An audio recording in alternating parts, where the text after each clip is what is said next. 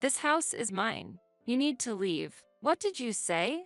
We live separately because I listened to your selfishness. So don't think you can complain. Really? That's a relief. What? Bradley looked at me with a puzzled expression. But soon, he would understand what I meant. My name is Mindy. I'm 34 and work as an office employee. After graduating from university, I joined my current company and have achieved significant results at work. I was appointed as a manager and now work together with my colleagues, trying to achieve greater things. The responsibilities of a leader are heavy, and things don't always go smoothly. Still, I'm able to be successful because I'm blessed with wonderful colleagues. Our workplace is highly cooperative, and everyone supports and respects me. Of course, the company's goals and individual goals don't always align. What's important is that we respect each other's opinions while ensuring that the entire team moves in the same direction. Together, we work toward common goals with united efforts. That's how I'm able to fulfill my role as a manager. Listening to this story, my life might sound like it's all about work, but my personal life is also fulfilling.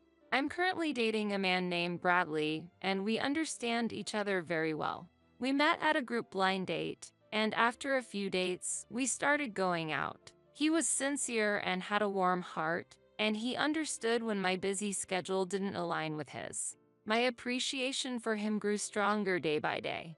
A year and a half into the relationship, I found my love for him was growing. As our relationship continued to flourish, one day, he surprised me with a proposal. Mindy, you're always working so hard, and I think it's wonderful. I want to support you forever. Will you marry me? He said this as he offered me a ring. The proposal was unexpected and surprised me, but it filled me with immense happiness. And so, I decided to marry him. Getting married at May 31st seemed a little late, but I was truly glad I found such a wonderful partner. When I shared this joyful news with my mother, she was overjoyed. My father passed away 2 years ago, so he couldn't see me get married, but I was glad I got to make my mother proud. We arranged for both families to meet and successfully held the wedding afterwards. My mother shed tears when she saw me in my wedding dress. Making her happy made me happy too. After the wedding, we began living together in Bradley's old apartment. The apartment was close to the city center, convenient for commuting, and spacious enough for the two of us to live comfortably. We considered finding a new place, but for economic reasons, we decided to continue living in the existing apartment. Starting our newlywed life like this, the happiest thing was being able to spend each day with my husband. Bradley wasn't particularly skilled in housework, but he always praised my cooking and cleaning and never forgot to express his gratitude. His appreciation and compliments were a great support for me, and I hardly felt the burden of household chores. This is how we made our newlywed life enjoyable and fulfilling. However, about 2 years after our marriage, my mother started to have health issues. She had suffered from major illnesses several times in the past, and her body was under a lot of strain. At 69, she was quite old, and even small things could lead to significant injuries, so she was living carefully. Unfortunately, she fell down the stairs at home and injured her leg. The injury lingered, and recently she mentioned that she had difficulty standing for even a short period of time. When I went to check on her out of concern, she seemed to be in considerable pain. My mother is now undergoing rehabilitation, but she's alone at home, so she faces lots of inconvenience in her daily life while she recovers. Therefore, I had an important request to discuss with my husband. Hey, Bradley, if it's okay, I'd like to ask you something. Can I stay at my mother's house to help with the household chores until her leg heals? My husband was initially surprised by this suggestion, but quickly agreed. Of course, that's fine. I'm sure your mother has had a tough time living alone all this while. I'll miss your cooking for a while, but thinking back to my days living alone, I think I can handle it. Don't worry about me. Please help your mom. Bradley, thank you so much. I expressed my gratitude. I was delighted to have my husband's understanding and support, and when I told my mother about it, she initially seemed apologetic. But knowing that my husband had willingly let me go, she showed a relieved expression and said, "That's very kind. I'm sorry." I was so happy to be able to live with my mother again after a long time. During this time, I requested a work arrangement from my company and was allowed to work remotely. Because I'd always given my best at work, I had strong trust from my superiors, and setting up my remote environment went smoothly. My concentration and determination to achieve results in my work have always been highly appreciated. After getting everything prepared, I temporarily returned to my parents' house. While it was lonely living apart from my husband, since it was the path I chose, I decided to focus on taking care of my mother first. My mother also seemed excited to be living with me again, and her feelings were contagious. "I want to try baking a cake," she said. "But your leg isn't well, so don't overdo it. The doctor told you to avoid standing, remember?" I warned her. "Okay, I get it. But if possible, I'd love to make one while sitting down," my mother said. I replied, "Well, let's bake a cake together then." On the first day, my mother and I stood in the kitchen together and made a short cake with whipped cream and strawberries as topping. Afterward, we brewed a cup of aromatic coffee made at home and savored the cake while enjoying a nice conversation together. I hadn't been home for a long time, so I was more than happy to have such a relaxing time with my mother. "How are things going with you and Bradley?" my mother asked. "He is a very kind and wonderful man. We are happily married," I answered. "That's great. If you ever need to talk to him, don't hesitate to call him anytime," she said. "Thank you," I replied, and decided to call my husband from time to time. He seemed to be living fine on his own and told me there was no need for me to worry. Most of our calls would end up being simple, everyday conversations, and just hearing his voice soothed my heart. At first, we spent our time peacefully like that. But about 6 months after we started living separately, Bradley's calls became less frequent. When I called, he'd say, "Sorry, I'm really busy with work and exhausted right now," and we couldn't have much of a conversation. Worried, I sent him various messages. "Are you okay? Don't overdo it," I wrote. "Are you eating properly?" I asked, but all I got was a string of unread messages. I thought maybe he was too busy to reply and suggested, "If it's tough, should I come back for a while?" To that, he only replied, "I'm fine. Just focus on taking care of your mom for now." That response made it difficult to go back, but I was worried that he was pushing himself too hard. When you're busy, it's hard to prepare proper meals. So one day, I decided to return home during the day and cook a few days' worth of meals for him.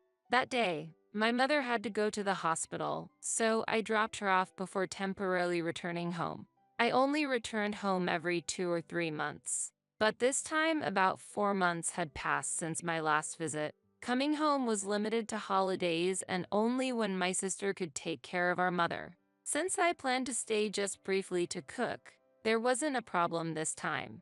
It was when I set foot into our home after a long time. That's when I felt something was off. For some reason, the room was unusually tidy. The cleaning had been done perfectly, and the trash was taken out properly. When I opened the refrigerator, it was stocked with vegetables and meat ready to be used for cooking. I'd gone to the supermarket to buy food, but I realized it was almost unnecessary. Something was wrong. I felt uneasy and began to inspect the room. I found laundry hanging in the bathroom. When I saw that laundry, I was at a loss for words. There was women's underwear that didn't belong to me. Clearly, a woman I didn't know had been coming over, and my husband was likely having her cook and engage in intimate acts with him. I felt like I finally understood why his replies were so slow and cold. At that moment, I felt my love for him rapidly fading away. I immediately left the scene and exited the house. I thought it was best not to leave any trace that I'd been back behind. That day, I couldn't calm down at all, so I decided to stay at my parents' house. My mother noticed how drastically different I was between dropping her off and picking her up from the hospital and asked me worriedly, "Did something happen?" When she asked me that, I poured out all the anxiety I'd been feeling. She then advised, If you're feeling uneasy, it's better to find out sooner rather than later, and suggested I hire a private investigator. I thought it would be better to uncover the truth than to keep worrying about it, even if only to clear up my confusion. Following her advice, I immediately requested an investigation, and an astonishing amount of evidence of my husband's infidelity was found. I got very upset by this fact. My husband's affair partner seemed to be a junior colleague from his workplace. It appeared that the affair had started about 6 months ago. When the investigators secretly gathered information, rumors gradually leaked from his colleagues, revealing that the two had already been suspected. After we began living separately, my husband had freely invited his affair partner into our home.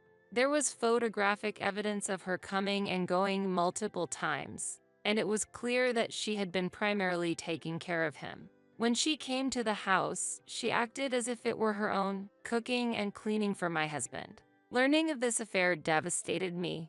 Knowing that my husband and his lover had been living as they pleased in our home after we started living separately, and that she had been taking care of him like a wife, broke my heart. On top of that, my husband had sent me off to my parents' house. The thought that the affair had begun around that time left me in shock. I began preparing to get back at my husband. In the midst of that, he made an unexpected move. One day, my husband appeared at our house with his mother. "Just like you left me for your mother, I will live for my mother.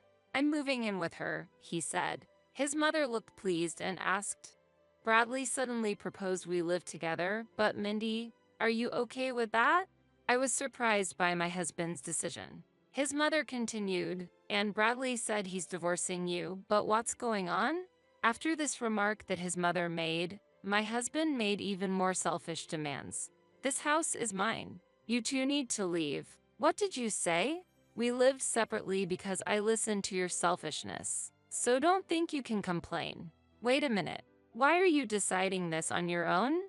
Without hiding his affair, my husband continued, "She's pregnant. We need a bigger house, and your parents' place came to mind. Starting today, the three of us are going to live here. Hurry up and pack your things," he said, and he and his mother began moving their stuff in. "Really? That's a relief." "What?" Bradley looked at me with a puzzled expression. But soon, he would understand what I meant. His mother said, "So it's finally divorce, huh? We'll claim property division for all the patience my son has had with you." But I ignored that, and we carefully prepared for our departure. I quickly called my sister and, after carefully packing our belongings, drove to her apartment with my mother. My sister was extremely angry about my husband's infidelity and attempt to seize our home. But she seemed puzzled when she saw how calm my mother and I were. My mother explained to her calmly, "That house is no good. The rainy season is coming, and I'm sure things will get nasty." This was actually part of the plan we had devised. We intentionally let go of that house to ensure my husband would suffer the consequences. The house we lived in appeared beautifully renovated on the surface, but in reality, it was over 50 years old and had many structural issues. We'd experienced problems with leaks the previous year, and it was expected to worsen this year. Despite this, we quietly handed over the house to my husband without giving him this information. He was thrilled to have the house in his name, but that joy was short-lived. We divorced formally and became complete strangers in practice. After the divorce, I quickly found a barrier-free apartment and moved in with my mother. The new place was newly built, extremely clean and comfortable, providing us with a wonderful start to our new life. Then, about 2 months later, I suddenly received a call from my ex-husband. "What the heck is this?" I responded calmly, "What's wrong?" "It's the house. The leaks are so bad that all the new, cutting-edge appliances and furniture are completely soaked. All the expensive appliances I just bought are now unusable." "That's really unfortunate. But what do you want to do about it?" "Huh? You decided to live in that house, didn't you? You chose to kick us out and live there yourself. You're the current owner, aren't you? I think you should make all the decisions regarding that house. Isn't this fraud? You didn't tell me a word about the house being so defective." "What are you talking about? Think carefully before you speak." While I was away, you had an affair, and not only that, you kicked my mother, who requires care, and me out of the house. I'm recording this call, and I intend to hire a lawyer and file for property division against you, including evidence of your affair. Wait, let's just calm down. I'm very calm. I'm just stating the facts and taking appropriate action. I have nothing more to say, so I'm hanging up now. Wait a minute. After that, I hung up immediately and contacted my lawyer. Since I was already prepared to claim property division from my ex-husband, the process went smoothly. The lawyer acted promptly and sent certified documents to my ex-husband and his affair partner's workplace, demanding property division based on the affair. My ex-husband tried contacting me several times, but I avoided all his attempts. According to my lawyer, my ex-husband and his lover have been pleading financial hardship, strongly requesting a reduction in the division of assets submitted. However, I firmly rejected their demands. Later, the lover lost her job, and as her pregnancy progressed, it became physically impossible for her to find new work. As a result, the two of them were driven into severe economic hardship and ended up living a very poor life. However, all of this is a direct result of their own choices and has nothing to do with me personally. In case of any delay in payments, I've taken legal measures to garnish his wages directly. As for my ex-husband, he'll now need to struggle to repay his debts while simultaneously providing for his lover and their child. This will undoubtedly be a challenging task for him. But since it's a direct result of his own choices, there's little room for others to sympathize. Meanwhile, as I work in a position that allows for remote work, I'm living comfortably in our new home with my mother. My income remains stable just like before, and I have financial and emotional peace of mind. Moving forward, I plan to continue this peaceful life while steadily saving and building assets for the future.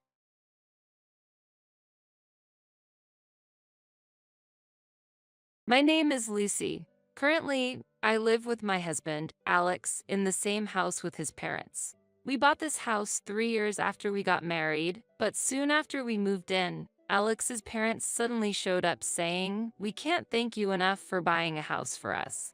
They brought a lot of luggage, and there was even a moving truck parked behind. As I stood there in shock, Alex nonchalantly walked past me and said, "Dad, Mom, I've been waiting. Come in." Alex's mother said to me, "Lucy, we're counting on you from now on," and proceeded into the house.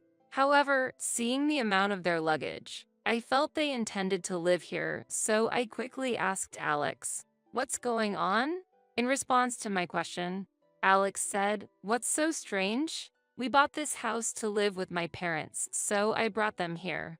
I was shocked. I had once mentioned the possibility of living with my parents to Alex, but I had never touched on the subject of living with his parents. Moreover, why did the situation of living with his parents suddenly arise? I was terribly confused. Living with my parents was also a plan for the future, not something immediate.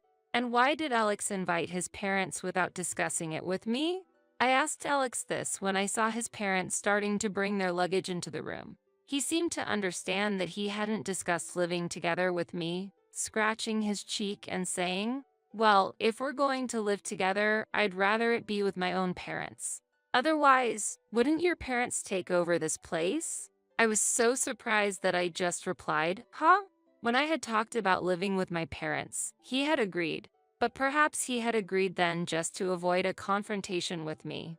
And by inviting his parents first, he prevented my parents from moving in. What are you really thinking? You agreed before when I said my parents would eventually live with us, but now you suddenly brought your own parents.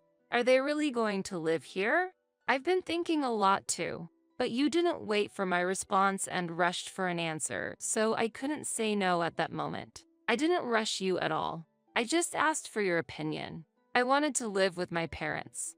Then you should have made that clear when I brought up the topic of living together. Stop acting like a child. Living with Alex, I've realized that he has a very childlike personality. Whenever I do something, he comes over curious, asking, "What are you doing?" Maybe children are easier to deal with. If a child shows interest in household chores, you can suggest, want to try, and they might engage. But Alex asserts, housework is not a man's job. I thought that dealing with a childish adult might be more troublesome than an actual child. Apparently overhearing our argument, my mother-in-law started keeping my distance, advising, Lucy, you might feel dissatisfied over trivial matters between husband and wife, but some compromise is necessary. I sensed a demand in her words. My in-laws seem to view me merely as an appendage to their son. If they think I'm just an accessory making a fuss about not wanting to live together, her behavior makes sense. From my perspective, Alex is the accessory, but they don't seem to see it that way. My mother-in-law was eager to help with household chores, but their attitude was grating on my nerves. This situation continued, and as I pondered how to respond to their attitude, Alex's sister, Kate, visited. Kate is 5 years younger than me, already married 3 times and currently living with a new husband. When I returned home, Kate was already there. Welcome back, Lucy. I heard about it. You stood up to my brother and tried to kick our parents out of this house, she said. I was shocked and looked sharply at Alex sitting beside me. Why would Alex tell such a lie? Is it to make me look like the enemy? Alex wilted under my gaze, averting his eyes. If he feels awkward, he shouldn't have chosen words that blame me in the first place. Then Kate, who had been observing, stood up as if to protect Alex. Lucy, if you're going to make such a face, please leave. Just as I heard, you are a demon wife. It's bad for prenatal education to have you around. Being suddenly told to leave, I was confused about which part of the house she was referring to. For a moment, I thought she wanted me to leave Alex's room where he was enjoying conversation with his sister, but that didn't seem to be Kate's intention. She stroked her belly and said, I'm planning to give birth in my hometown. So, Lucy, I don't want you in the house. At least until my child comes into this world. Confused, I replied, what do you mean? Wow, Lucy, that face is scary. No wonder my brother avoids you.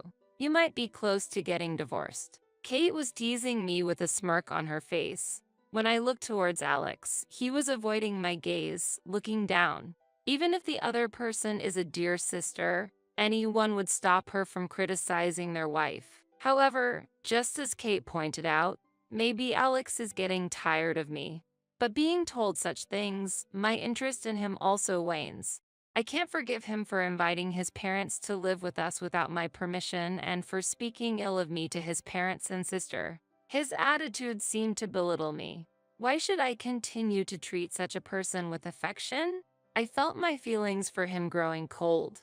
And since there was no room decided, I'll be using your room. Please organize your belongings. Now, big brother, say something too. It's been hard for you because of the demon wife, right? Alex hung his head at Kate's words but stood up, pulled up by her forceful hand. Prompted by her, he gave a strained smile and said, my important sister is going to give birth here, so we don't need you. You can sleep on the streets or something. Reflecting on the 3 years of marriage, I took a deep breath and replied, all right. Kate exclaimed with joy, raising both hands. Really? I'm so happy. Alex let out a sigh of relief as I didn't respond with anger. However, in my heart, I decided to give appropriate punishment to Alex, Kate, and my in-laws. One evening, during a family dinner, I presented Alex with divorce papers. His face was a picture of surprise. Sign the divorce papers. You want me to leave this house, right? If you don't sign, I'll stay here. If that's the case, big brother, why don't you sign? But in the end, I think Lucy won't file them. I often use that trick too. Get them to sign, and if you don't want to divorce, just follow along. It seemed Kate had used these papers in the past to manipulate situations to her advantage. Such a person is bound to be divorced, I thought, but she seemed oblivious. Alex, accepting Kate's suggestion, signed the divorce papers without hesitation. It bothered me that he misunderstood my intention, thinking I presented the papers just as a threat. Normally, such documents aren't presented without the intention to divorce. However, getting his signature so easily made me feel a bit lighter. Now, I could take full revenge on them. The divorce was finalized, and I promptly organized my belongings. At that time, Kate was back home, confirming her plans for childbirth. Hence, she said she didn't intend to come to the house until my belongings were properly stored and the room was cleaned. As a result, I was diligently packing up after returning from work. In the meantime, I found and signed a lease for an apartment suitable for singles and began the process of selling the house. After moving my necessary belongings to the new apartment, I visited my in-laws' house. There, I found Alex, Kate, and my in-laws, all four of them together. Knowing that my father-in-law and Alex would be off work that day, and that my mother-in-law and Kate didn't work, I decided to visit when all of them were present. My sudden visit surprised all four of them. Moreover, when I arrived, three of them, except Kate, seemed to have been enjoying alcohol since the afternoon. In their presence, Alex was saying, "Lucky that woman left. She thought if she got angry, everything would go as she wanted. She acted so arrogantly, troubling me." My mother-in-law responded, "Indeed, Lucy had a somewhat difficult personality. The reason I was angry with Alex was that he started living with his parents and even made me leave the house for his sister, all without discussing it with me. I was angry because of his unreasonable actions. However, it seems within the in-laws family, I am somehow perceived as the bad one. Listening further, remember the girl I introduced earlier? It seems he started dating her, but she's a better match than the previous sister-in-law, right? I think a more adorable woman suits my brother better." They discussed his shocking affair. If their relationship started a week ago, that was when I was already proceeding with the divorce, so I guess it won't be an issue of infidelity. But still, his actions infuriated me. I briskly opened the room door and checked the faces of the chatting in-law family. The four of them seemed not to expect my return and were surprised. I came with the real estate agent. "Lucy, who is that man behind you?" Alex asked, pointing to the man behind me. Before I could say anything, Kate exclaimed, "Isn't that sister-in-law's new partner? Brother, this is infidelity. Let's make her support us financially." In the midst of everyone thinking Alex and I are still married, I've lost all patience with Kate, who, despite having introduced Alex to a new lover, is now making a fuss demanding money. Amidst this, the real estate agent handed a business card to my father-in-law and greeted him. Looking at the card, my father-in-law wondered, "Why is someone from real estate here?" The agent replied, "To appraise the value of this house." My in-laws exchanged glances and started laughing. "We plan to continue living here, so no appraisal is needed." However, the agent clearly stated, "Actually, this house is in Lucy's name. She wishes to sell it, so we are proceeding with the sale." Upon hearing this, my in-laws showed expressions of surprise, seemingly unaware of this fact. Perhaps Alex hadn't accurately conveyed this information. Alex said he would explain the details himself, so I left it alone. However, from my in-laws' attitude, it was clear that they had not received this information. They seemed to think I was just a burden and that Alex was supporting me by buying this house. So, I planned to explain the truth about the house's ownership and financial aspects to Alex and his parents if the situation didn't improve after a while.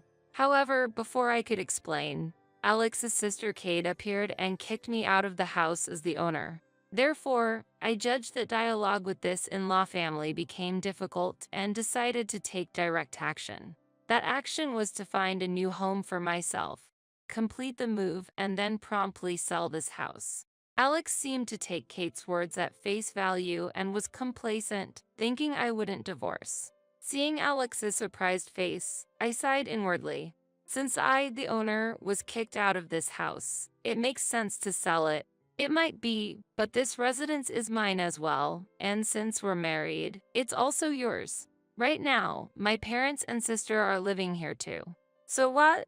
Whether you or your family are here, it's irrelevant to me. Besides, we divorced quite some time ago. You signed the divorce papers, right? I submitted them to the city hall immediately. At my words, Alex seemed shocked and said, "What?" He seemed to think the divorce papers were just a threat. Disappointed, I sighed again. Then Kate started accusing, such an unforgivable woman. This she-devil, using my brother's money to get the house and then putting it in your name. I wonder who she thinks is the cause of this situation. I stared at Kate. Your beloved brother actually doesn't have any money. He's working, but all his income goes to repaying borrowed money. Why does my brother have debts? Isn't that because he paid your living expenses? Kate had been married 3 times, but 2 of them ended due to her infidelity. Each time she would say, "Please keep it a secret from my parents.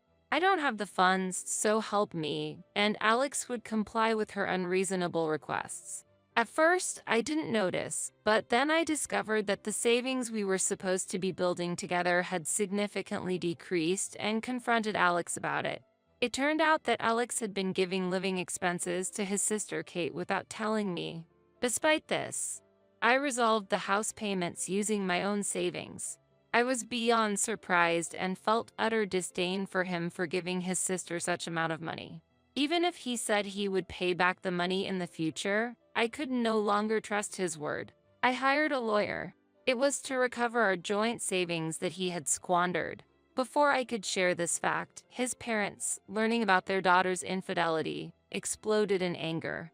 All her past divorces, she said they were due to personality clashes.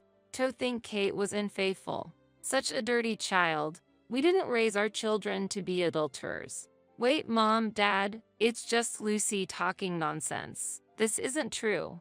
Perhaps feeling disadvantaged in this situation, even Alex, who doted on Kate so much, exclaimed, "It's all your fault. Because of all the money I gave to you to support your life, I ended up in debt, and because of you, Lucy and I had to divorce." Hearing this, I said, "Is it really all Kate's fault? It was your decision to suddenly bring your parents to my house, wasn't it? It was you who collaborated with your family to label me a wicked wife. And to think, just because your sister is your favorite, you plan to drive me out of the house, eventually leaving me to live on the streets? That's ridiculous." He tried to cling to my leg, but I kicked him away. "I'll be getting back all the money I paid on your behalf. Prepare yourself, I'm coming with my lawyer tomorrow." With that, I left the house. While we were talking, the house valuation was completed. Fortunately, it looks like the house will be sold as I hoped. The next day, when I showed up with my lawyer and explained the list of expenses he had wasted, his parents, looking at it seriously, said so much money existed, yet because of Kate's actions.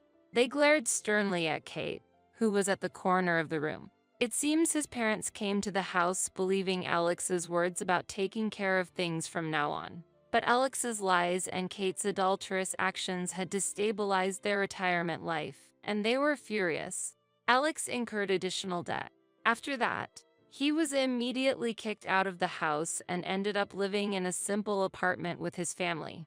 Kate, facing condemnation from her family, decided to live with her husband for a while and gave birth. However, since the child's hair color was clearly not her husband's, she was kicked out of that house as well.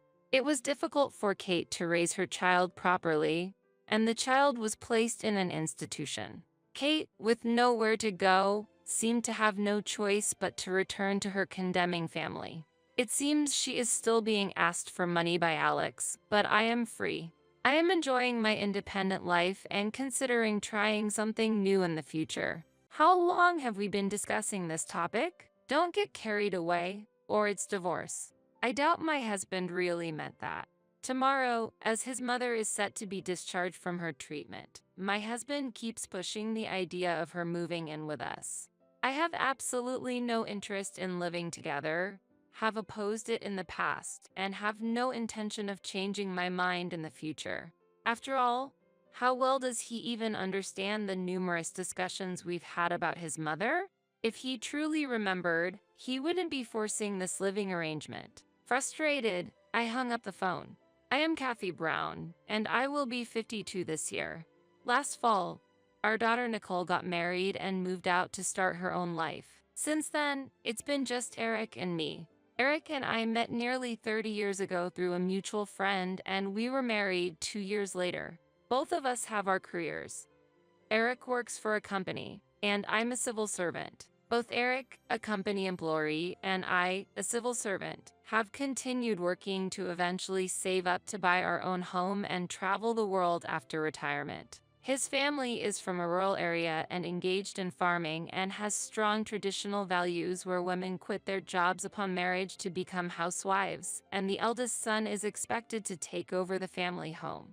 This is something my in-laws often emphasized. Hearing these outdated views from them, I even hesitated to marry.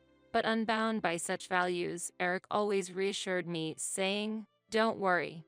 Since his sister and her husband were set to take over his family home, we felt secure to continue our careers, build our home, and dream of a new life together.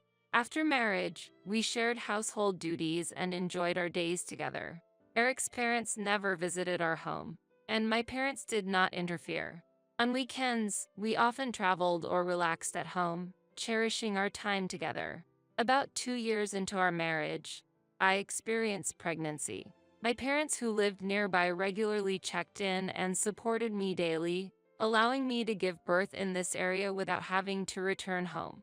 Our family was blessed with a lovely baby girl. With the birth of a newborn followed many traditional customs.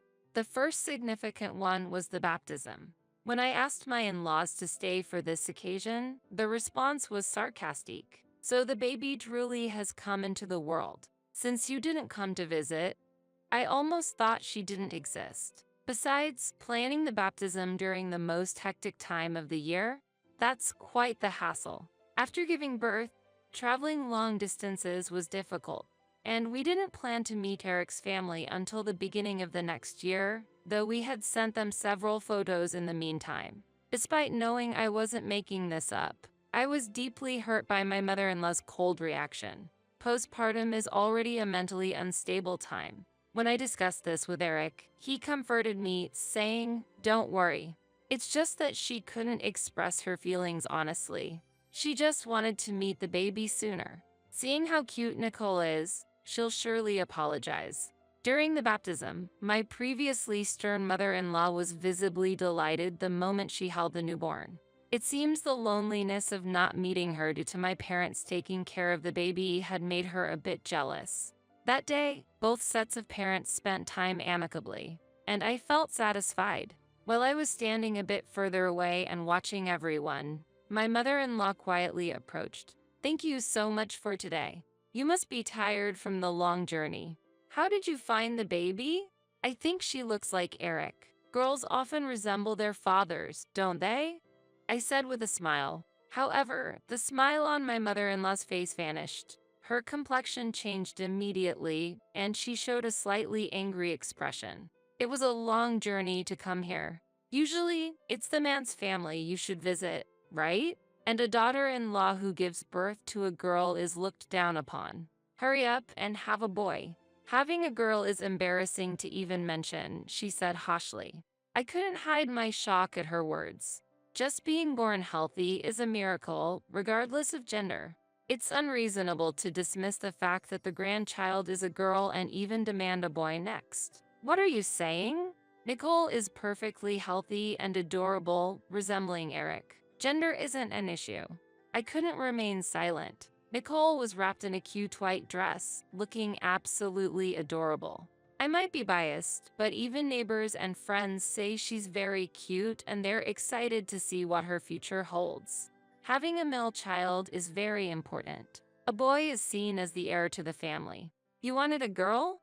It's a daughter-in-law's duty to have a boy," she stated without any sign of remorse. As I was about to argue back, I heard Nicole's cry from afar, and Eric came to call me. Though I was filled with anger and had a lot to say, hearing Nicole's voice calmed me a bit, and I thanked her before leaving. Her harsh words were hard to forget. Seeing my beloved daughter treated coldly just because of her gender, I pushed my mother-in-law to the back of my mind and focused on raising my daughter with love and support from Eric and my parents. Naturally, a distance grew between me and my mother-in-law, and since Eric's family home was far, we rarely visited. only making it a yearly tradition to visit during Christmas. As Nicole grew less dependent, roles within the household shifted. The household chores at Eric's family home became my responsibility, especially during Christmas. There was frequent interaction with the locals. I had to prepare drinks, alcohol, and meals depending on the time for many guests.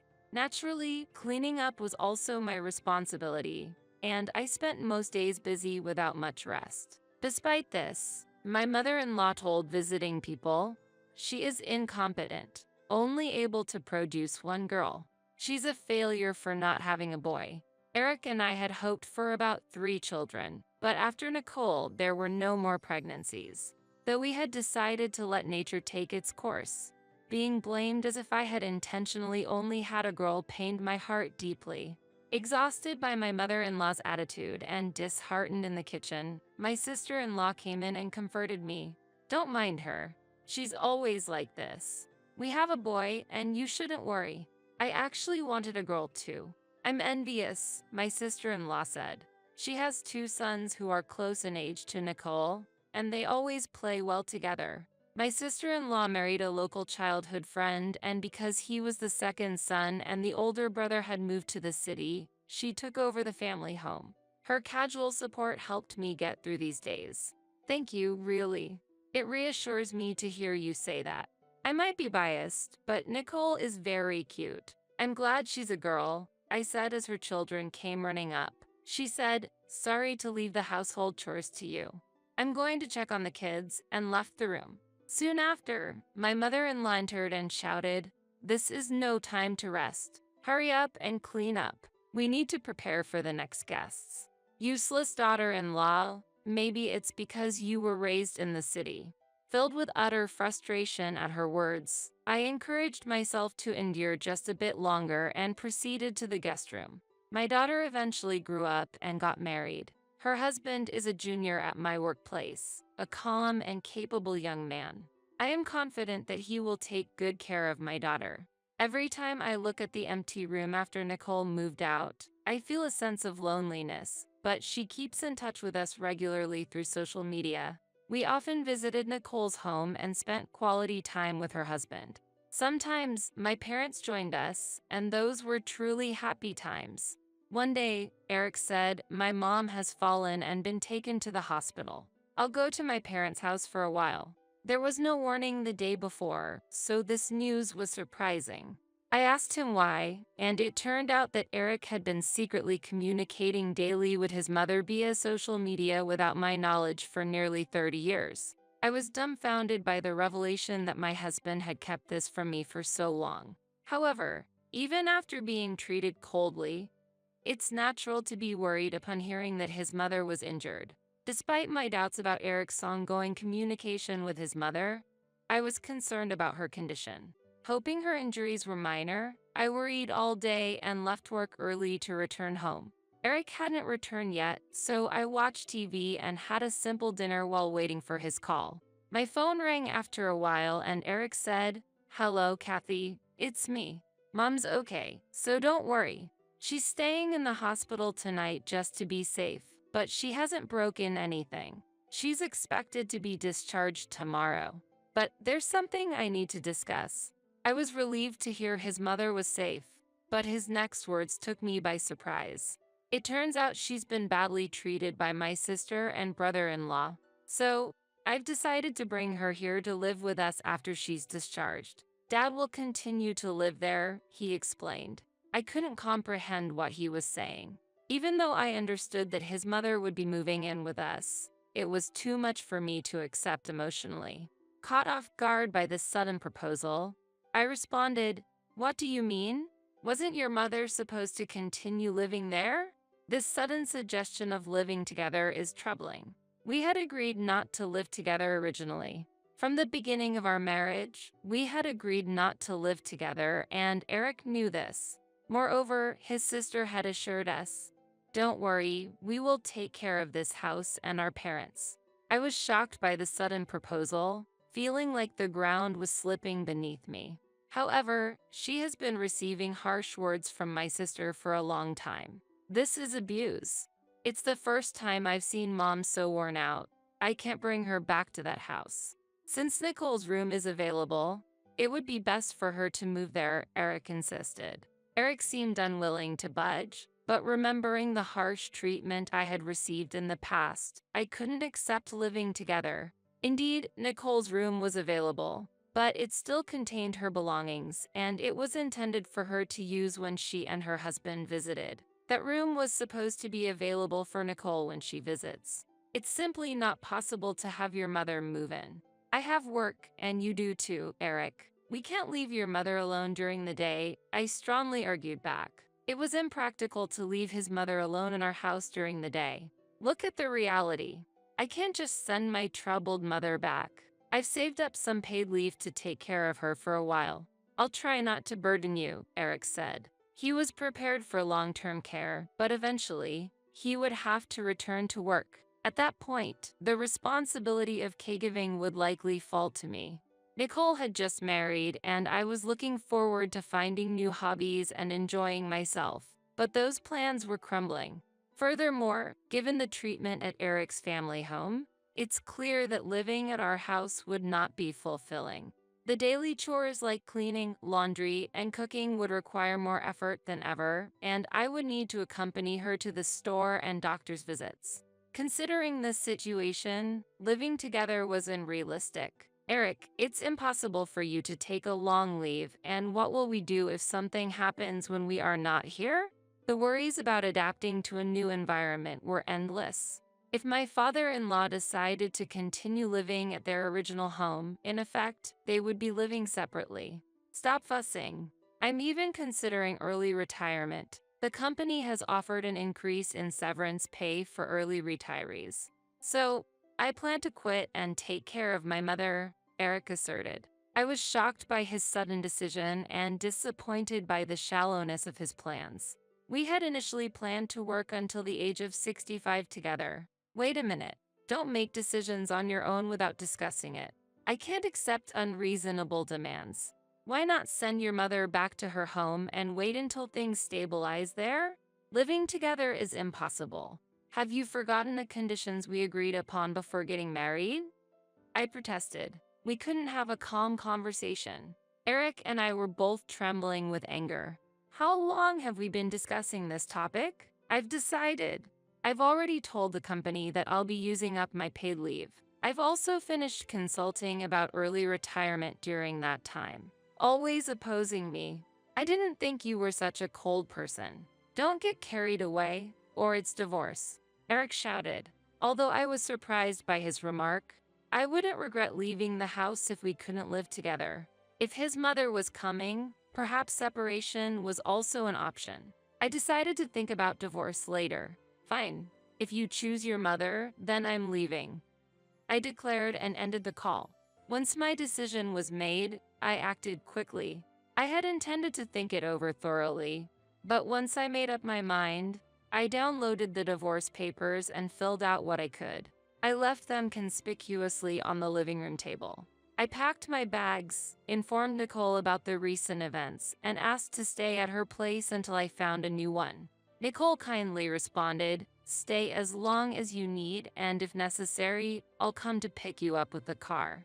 I packed all my belongings into bags and left the divorce papers clearly visible. It was sad to leave behind the furniture, appliances, and dishes I loved, but I had limited luggage I could carry and had to move out quickly, so I had no choice. I expressed my gratitude to Nicole and her spouse, borrowed a room to store my belongings, and we talked about the events of the night until late. The next day around noon, when I turned my smartphone back on, I unexpectedly found numerous missed calls.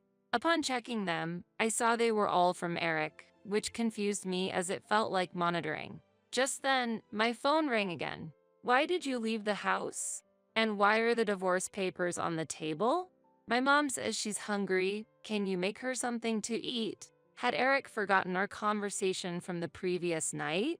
Not even noticing the divorce papers, only worrying about his mother's meal. What kind of nerve was that? "I told you yesterday, we're getting divorced. I can't deal with your unreasonable demands anymore. I'll hand over the shared bank account information, and I'm letting go of the house and all our belongings." I want to avoid disputes over asset division and compensation. Make sure you file the divorce papers, I said and ended the call. Right after ending the call, my phone rang again. Don't call anymore. I'm at work right now. I briefly refused and set my phone to block his calls. I felt more disgust than sadness toward such a disgraceful husband. I never thought divorce would feel this easy.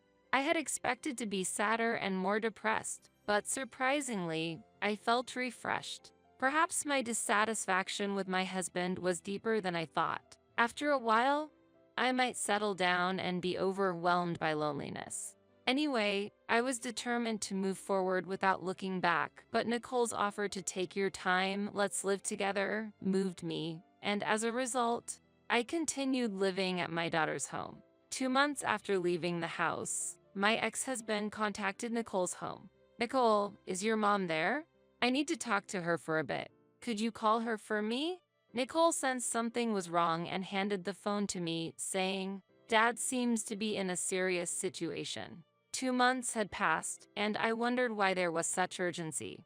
Good evening. It's been a while. How have you been? I greeted him, and he replied immediately. Hey, Kathy. I got a sudden call today saying the mortgage payment was missed. What's going on? The payment should have already been made from our joint account. We pay the electricity bill from that account too, right? They told me that if it's delayed further, they might seize the property. During our marriage, all living expenses were paid from that joint account. This included the mortgage, utilities, food expenses, and credit card payments. We each deposited $1,500 per month into that account, totaling $3,000 every month. Thanks to this, we had some financial flexibility, and our savings had gradually increased. However, after the divorce, I stopped all deposits, so I'm not aware of the current account status. It's hard for me to say what to do. I don't know the balance of the joint account anymore. I haven't made any deposits since the divorce. Unless you have been wasting money, there shouldn't be a reason for it to run out so quickly. There was a sudden gasp from the other end of the phone. It seemed he had just realized that the balance was dangerously low because I had stopped transferring money and he had quit his job. His mother staying over also probably led to additional expenses like buying new furniture and eating out frequently, which caused a considerable amount in expenditure. To tell you the truth, the divorce hasn't been finalized yet. I still have the divorce papers with me. I can't stand your selfish behavior anymore. Please come back home. If you return, even Mom will forgive you, he said. I couldn't believe the divorce wasn't finalized yet. His behavior, as if I should forgive everything, infuriated me. Eric and his mother might be able to forgive, but I can't and won't put up with it. He was still talking, but Eric's words didn't register with me. I still love you, and we were happy when we were together. You still have feelings for me, he claimed, stating things contrary to the facts. It doesn't matter what the situation is over there. I want a divorce and consider it already finalized. You should get along well with your mother. Handle any financial worries between yourselves, I made it clear. Even if they were struggling with money and a place to live, that was no longer my problem. Understood? Then, I'm going to Nicole's house with Mom right now. We'll sit down and resolve this, he said angrily and hung up. I immediately contacted Nicole and her husband to explain the situation. They promised to handle it calmly. I felt embarrassed and sorry for causing trouble for my daughter and her husband. Nicole's husband reassured me, "Don't worry. Please, take it easy." Eventually, Eric and his mother arrived. It's been a while, Kathy. Why aren't you taking care of your husband's parents? It's not right for Eric to struggle, she said without greeting Nicole and her husband. Grandma, good evening. It's not just Mom here. I'm here too. Please stop getting angry without even properly greeting first. This is my house, so please follow our rules, Nicole responded firmly. This was the first time I saw my daughter stand up so assertively. The little girl who once needed protection had grown into a confident, independent adult. Grandma, Dad, please come this way. I'll show you to the living room, Nicole said, taking the lead like a teacher managing a classroom. Everyone, please take a seat. First of all, Grandma, what are you doing here? Aren't you supposed to be living with your daughter? Nicole began to take charge. My mother-in-law muttered in a low voice, acting all high and mighty at such a young age. Who do you think you are? So, what's the matter? Dad, why did you suddenly bring Grandma here? Eric quietly replied, well, because she's my mom. I yelled so loudly and no one is answering me. What's going on? Kathy, do you have anything to say? Disappointed with Eric and his mother, who were hesitant to speak clearly, they started talking to me. I do have something to say. Eric, I used to deposit $1,500 into our joint account every month. If you didn't live extravagantly, that should have been enough for a while. If it ran out, you could use your retirement funds or savings, no? Also, Mother, I'm not just a maid. You can't just use me however you want. Once I started talking, I couldn't stop. I hadn't realized until now just how deep my grievances with Eric were. Eric himself, not expecting me to speak so frankly, stood there with his mouth agape in surprise. His mother was shaking with anger over my unexpected remarks. If you give up that apartment, you could get a significant amount of money. Eric manages it, so I'll leave the decision to him. Just be careful about changing the deed because it might incur a gift tax. Also, please manage the property tax by yourselves. Mother, if you can move around, you should at least do some housework. Why did you leave your home anyway? I couldn't help wanting to know why she had left. She had been living there for so long, with her husband, daughter-in-law, and even her proud grandsons. Yet she suddenly left, and I didn't understand why. Please stop raising your voice. My daughter has been harsh on me. It feels like she's bullying an old woman. I couldn't feel at ease at home, and when I fell, no one cared, she said pitifully. I felt nauseated at this sight. Just then. Stop saying such shameful things. Just stop. You've always been so selfish, Mom. I can't believe it. Lying and seeking sympathy won't work. You should just give up and go back home, came the voice of Eric's sister from my smartphone. We had been on a speakerphone call with her. My sister-in-law, unable to bear her mother's words, had spoken up. She was direct and rational, saying things without reservation, which must have been hard for my mother-in-law to endure. On the other hand, her son spoiled his mother, quickly forgiving her at the slightest tear. You were always so harsh. Eric is kind and always cares about me. It's just this incompetent wife complaining.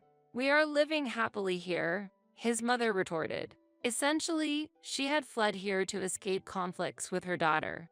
It's also ridiculous.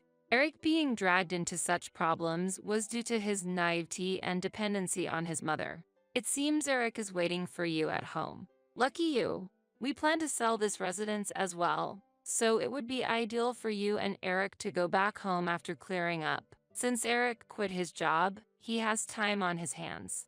Helping with farm work back home would be best for him, I said to them, smiling brightly. They looked at me seriously. As they gazed at me, I pulled out a document. Eric, this time I will make sure the divorce papers are filed. If you delay, the division of assets will be firmly decided through a lawyer. I won't ask for compensation, but the division of assets is inevitable. What shall we do? With a look that felt like checkmate, I gave them a cold stare. I wanted to make a decision today. Eric sighed and finally signed the divorce papers. His mother continued to shout, "Heartless woman. Horrible wife abusing the elderly. Grandma, this is my last request. Don't forget how you always treated Mom harshly just because she had a girl and neglected me while giving toys and sweets to Aunt's sons. You never even gave me a single candy. Now that this talk is over, I want to say goodbye. Please leave this room quickly. I don't want to see you ever again, and you won't see your great-grandchildren," Nicole said tearfully but strongly. For a long time, I had been consumed by my own emotions, but learning how my daughter had been mistreated by her grandmother, I felt angry. My daughter's words are everything. Mother, please do not come here ever again. Eric, this is the end for us too. If I have to contact you about anything, I'll call Tracy, I said. Rejected by both me and Nicole, Eric and his mother left dejectedly. As the solution became clear, I felt relieved speaking with Nicole, her husband, and my sister-in-law over the phone, grateful for their support, and looked forward to filing the divorce papers tomorrow. It had taken some time since that phone call, but everything had finally been resolved. After selling the house, my ex-husband and his mother returned to their hometown. The farm work kept them very busy, and my sister-in-law was pleased to have additional help. Physical labor was a challenge for my indoorsy ex-husband. My mother-in-law did simple tasks in the garden and household chores. They would learn the value of hard work through these difficult tasks. This seemed suitable for them. Meanwhile, as I felt awkward living long-term at my daughter's house, I moved to a nearby apartment. I planned to help my busy daughter as much as possible.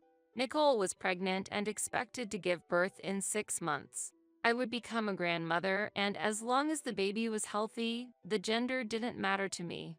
Every day, I eagerly awaited seeing my grandchild's face as I walked firmly on my own feet.